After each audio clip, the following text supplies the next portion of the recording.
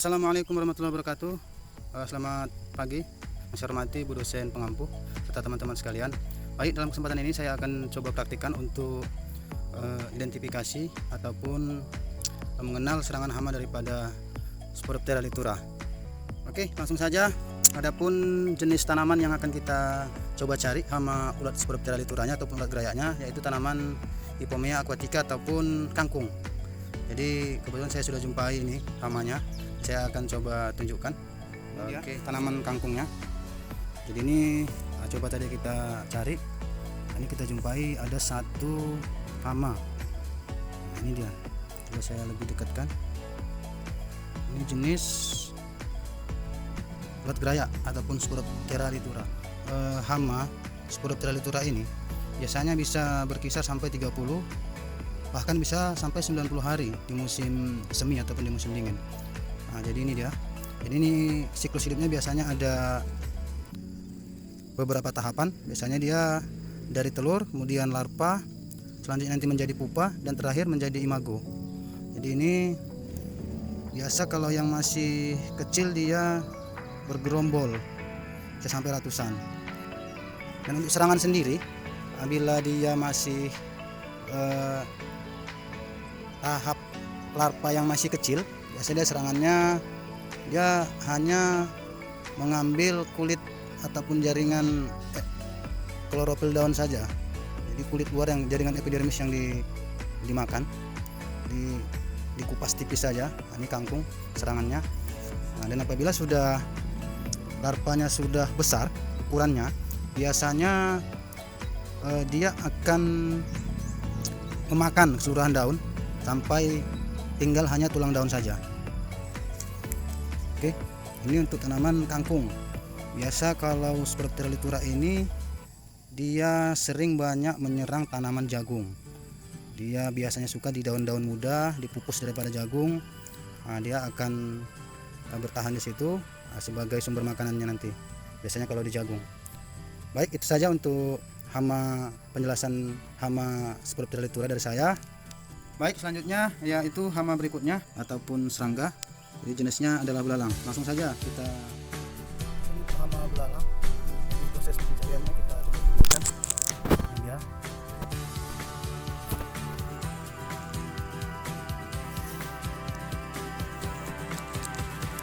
Ini baik, ini sudah kita dapat di seputaran tanaman sawi belalangnya ini. Sudah kita genggam. Nanti kalau kita buka lagi bisa lompat lagi. Nanti akan coba kita bawa. Nah, jadi ini yang tadi sudah kita tangkap ada 4 ekor. Kita akan coba jelaskan. Di satu ekor yang agak besar sudah kita coba pisahkan bagian-bagiannya. Yang ini adalah bagian kepala ataupun caput. Ini dia. Jadi ada kakinya juga sepasang di beban. Nah, ini untuk berjalan biasanya. Jadi masih hidup. Ini bagian caput. Dan ini torak. Torak ini biasanya terdiri dari sayap ada 1 pasang, dan kaki ada 2 pasang lagi di bagian torak. Ini dia fungsinya untuk melompat. Kemudian yang terakhir bagian abdomennya ataupun perut. Nah, jadi ini dia untuk hama serangga belalang. Jadi untuk tipe mulutnya biasanya dia ini menggigit dan mengunyah. Jadi gejala serangan biasa seperti ini. Ini coba saya ambil dari tanaman sawi. Jadi dia gigit dan dia kunyah. Itu saja untuk penjelasan hama serangga ataupun insekta belalang. Baik, berikutnya adalah hama Oryctes. Oryctes ini Oryctes. Jadi Oryctes ini termasuk kepada ordo Coleoptera dan merupakan jenis hama yang bermetamorfosis sempurna. Jadi ada fase telur, larva, kemudian larva atau gendon kalau kita bilang bahasa sehari-hari kita. Kemudian ada pupa ataupun kepompong, dan nanti menjadi tahap imago ataupun dewasa. Jadi ini termasuk kepada jenis hama yang metamorfosis sempurna. Sedangkan untuk bagian-bagian tubuhnya ini terdiri dari 3 bagian juga. Jadi ini ada caput atau kepala, torak atau dadanya, kemudian abdomen ataupun perutnya. Dan untuk kaki ini ada 3 pasang. Jadi sama seperti hama belalang tadi, 3 pasang. Coba akan kita pisahkan. Dan ini ada torak, ada 2 pasang kaki beserta sayap.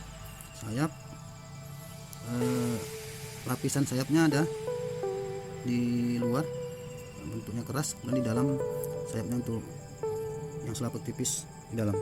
Dan ini untuk abdomen ataupun perutnya. Jadi secara umum juga terdiri dari 3 bagian, yaitu caput, torak, dan abdomen. Kemudian untuk gejala serangan, jadi biasanya Oryctes ini hama di tanaman palem-paleman seperti kelapa sawit, kelapa. Jadi dia bisa menyerang kupu-kupu. Jadi bisa dia nanti habitatnya di tanaman-tanaman kelapa sawit yang sudah busuk, jadi dia makan bahan-bahan organik yang ada di batang tersebut. Nah, itu dia serangannya biasanya di palem-paleman kelapa sawit, Leishmanensis dan kelapa. Nah, untuk pengendalian sendiri bisa secara kimia dan mekanik. Secara kimia bisa menggunakan furadan dan dengan bahan aktif karbofuran. Kemudian untuk pengendalian lagi secara feromon, jadi menggunakan feromon itu perangsang supaya datang dikasih feromon. Kemudian bisa juga dengan cara manual. Jadi manual kita kutip dari tempat-tempat yang terserang. Oke, itu saja untuk penjelasan daripada hama Oryctes rhinoceros. Mudah-mudahan dapat bermanfaat. Berikutnya adalah hama kutu kebul.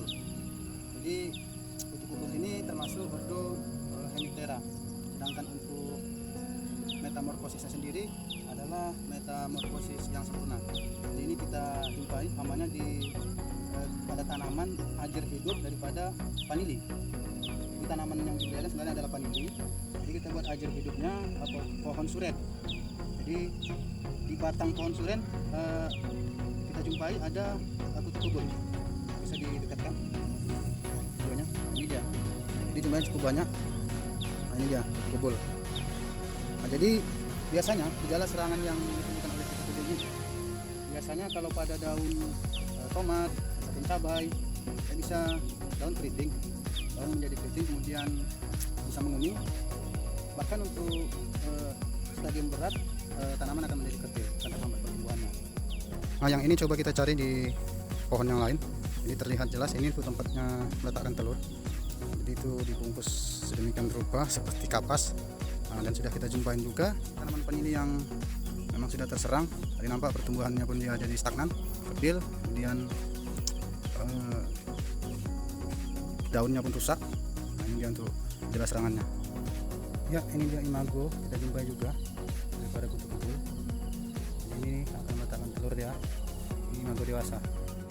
Sedangkan untuk cara pengendaliannya sendiri, ini bisa kita lakukan rotasi tanaman. Jadi kalau di ajir vanili yang saya budidayakan ini bisa kita pruning, kita pangkas untuk cabang-cabangnya, kita pangkas.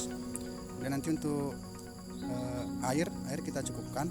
Jadi bisa kita bilas juga bisa dengan air. Kemudian sanitasi. Selanjutnya untuk penanaman tanaman-tanaman yang menolak atau mereplen daripada hama kutu kebul ini. Mungkin saja saya rasa cukup. Terima kasih. Baik, berikutnya adalah hama ulat penggulung daun pisang. Coba akan kita identifikasi ataupun kita cari hamanya. Sudah di bawah pohon pisang ini. Oke, langsung saja. Ya, jadi kita sudah coba cari. Ini belakang rumah, ini kita lihat ada gulungan daun. Coba kita ambil, kita lihat apakah ada ulatnya.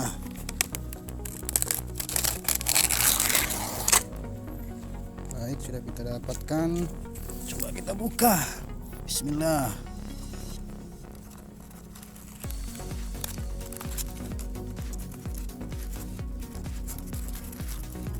Ya.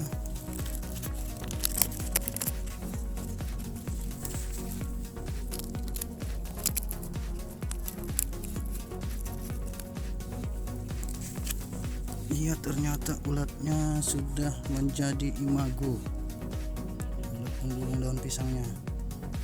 Jadi ini pupanya, tinggal pupanya ternyata sudah menjadi imago. Oke, kita cari lagi di tempat lain. Oke, ini dia, coba. Ini biasanya dia cirinya itu di daunnya. Jadi ada gulungan, biasa dia di dalam gulungan tersebut. Coba kita ambil. Oke, ini dia. Coba kita buka gulungan daun ini. Apakah ada ulatnya? Pemirsa, masih ada semut. Cukup panjang gulungannya ini. Coba akan cari lagi.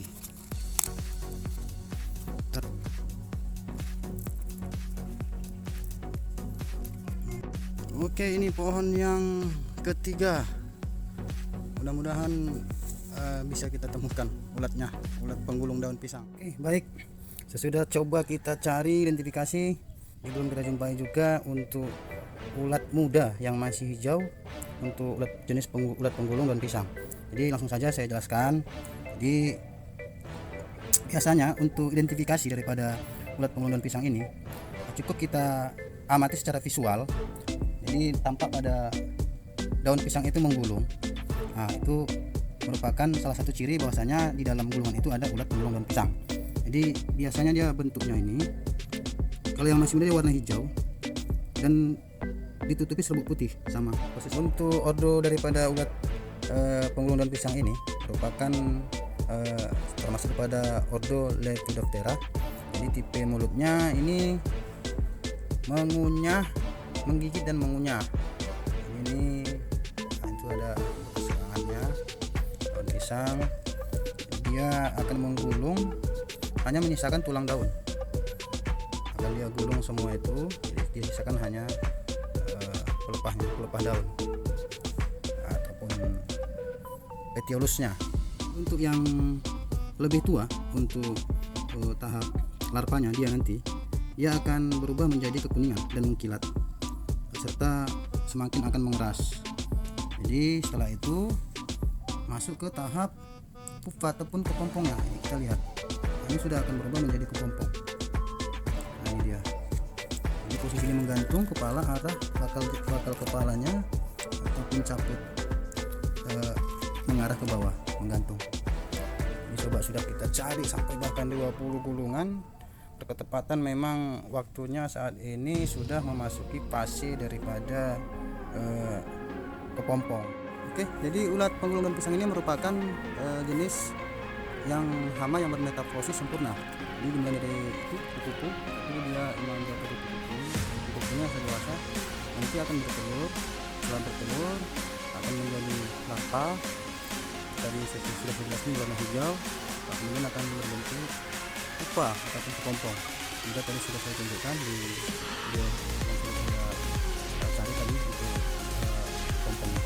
Ini nanti akan berbentuk. Oke, baik, demikian saja yang bisa saya sampaikan. Mudah-mudahan dapat bermanfaat bagi kita semuanya. Bagi yang kurang saya mohon maaf. Saya sudahi. Wassalamualaikum warahmatullahi wabarakatuh.